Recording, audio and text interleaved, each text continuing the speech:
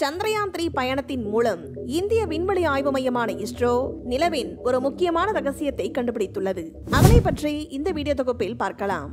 இஸ்ரோவின் சந்திரயான் 3 விண்கலம் தரையிறங்கிய பகுதியில் மேற்கொள்ளப்பட்ட ஆய்வில் அந்த பகுதியின் வயது குறித்த முக்கியமான தகவல் வெளியாகியுள்ளது. சந்திரயான் 3 விண்கலம் நிலவில் தரையிறங்கிய இடம் சுமார் 370 கோடி ஆண்டுகள் பழமையானது என்று இஸ்ரோவின் ஆய்வில் தெரிய வந்துள்ளது.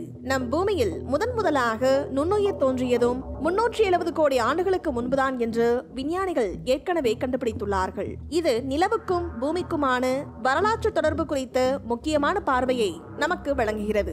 ஆகஸ்ட் 23, 2023 ஆண்டு இஸ்ரோ விஞ்ஞானிகள் சந்திரயான் 3 விண்கலத்தை நிலவின் தென் துருவத்தில் வெற்றிகரமாக தரையிறக்கினார்கள். நிலவின் தென் துருவத்திற்கு அருகில் ஒரு விண்கலத்தை வெற்றிகரமாக தரையிறக்கிய முதல் நாடு என்ற பெருமையை இந்தியா அப்போது பெற்றது.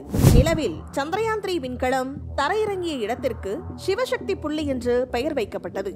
அந்த இடமானது சுமார் 370 கோடி ஆண்டுகள் பழமையானது என்று தெரிய வந்துள்ளது. 2016 ஆண்டு நேச்சர் இதழில் வெளியான ஒரு ஆய்வின்படி கிரீன்லாந்தில் கண்டெடுக்கப்பட்ட ஒற்றை செல் நுண்ணுயிரிகளின் புதைப்படிம எச்சங்களை ஆராய்ந்ததில் அவை 370 கோடி ஆண்டுகள் பழமையானவை என்று கண்டறியப்பட்டது. நம் பூமியில் தோன்றிய உயிரினங்களில் மிகவும் பழமையான ஒன்றாக இது கருதப்படுகிறது.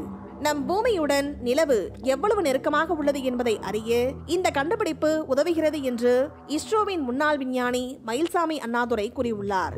அகமதாபாத்தில் உள்ள இஸ்ரோவின் இயற்பியல் ஆராய்ச்சி ஆய்வகத்தின் விஞ்ஞானிகள் தான் இந்த ஆய்வை மேற்கொண்டுள்ளார்கள்.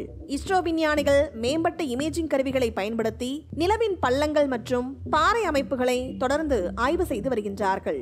சந்திரயான் 3 விண்கலம் தரையிறங்கிய இடத்தில் உள்ள 3 வெவ்வேறு தன்மைகள் கொண்ட நிலப்பரப்புகளை இதற்காக விஞ்ஞானிகள் ஆய்வு செய்துள்ளார்கள். இதில் ஓரளவுக்கு சமவெளியாக உள்ள பகுதியில்தான் சந்திரயான் 3 விண்கலம் தரையிறங்கியுள்ளது. இந்த பகுதியில் பாறைகள் எந்த அளவிற்கு உள்ளன என்பது விரிவாக ஆய்வு மேற்கொள்ளப்பட்டது. இந்த பாறைகளை ஆய்வு செய்ததன் மூலம்தான் அந்த பகுதியின் வயது தற்போது கணக்கிடப்பட்டுள்ளது. மேலும் இதன் மூலம் நிலவு எப்படி உருவானது என்பது குறித்து 3 கூற்றுகளை விஞ்ஞானிகள் கூறுகிறார்கள். முதல் கூற்று, நம் பூமியும் நிலவும் ஒரே காலகட்டத்தில் தோன்றியவை. இரண்டாவது, பூமியும் நிலவும் வெவ்வேறு காலகட்டத்தில் வெவ்வேறு பகுதிகளில் தோன்றி ஏதோ ஒரு காரணத்தினால் நிலவு பூமிக்கு நெருக்கமாக வந்தபோது அங்கேயே நின்றுவிட்டது. மூன்றாவது, விண்கல் பூமியில் விழுந்து நம் பூமி பிளந்து அதிலிருந்து நிலவு உருவானது என்ற ஒரு கோட்பாடு உள்ளது. மேலும் அந்த பகுதியின் வயதை கண்டுபிடிப்பது நிலவின் தென்துருவ பகுதியின் நிலவியல் வரலாறு குறித்து புரிந்து கொள்ள மிகவும் உதவும் என்று விஞ்ஞானிகள் கூறுகிறார்கள். நிலவில் எரிமலை இருந்தது நமக்கு தெரியும். அது எப்போது முடிவுக்கு வந்தது என்று தெரிய வேண்டும். பூமிக்கும் நிலவுக்குமான தொடர்பு, நிலவு எப்படி தோன்றியது, அதன் நிலவியல் அமைப்பு தொடர்பாக இப்படி நிறைய கேள்விகள் உள்ளன. அவற்றுக்கான பதில்களை கண்டறியும் நகர்வில் இஸ்ரோவின் இந்த கண்டுபிடிப்பு ஒரு முக்கிய புள்ளி என்று விஞ்ஞானிகள் கூறுகிறார்கள். கந்தகம் கண்டுபிடிப்பு, நில அதிர்வு, நிலவில் உள்ள மண்ணின் வெப்பத்தன்மை, பிளாஸ்மா குறித்த கண்டுபிடிப்பு என்று நிலவில் பல்வேறு குறிப்பிடத்தக்க சாதனைகளை சந்திரயான் 3 விண்கலம் செய்துள்ளது.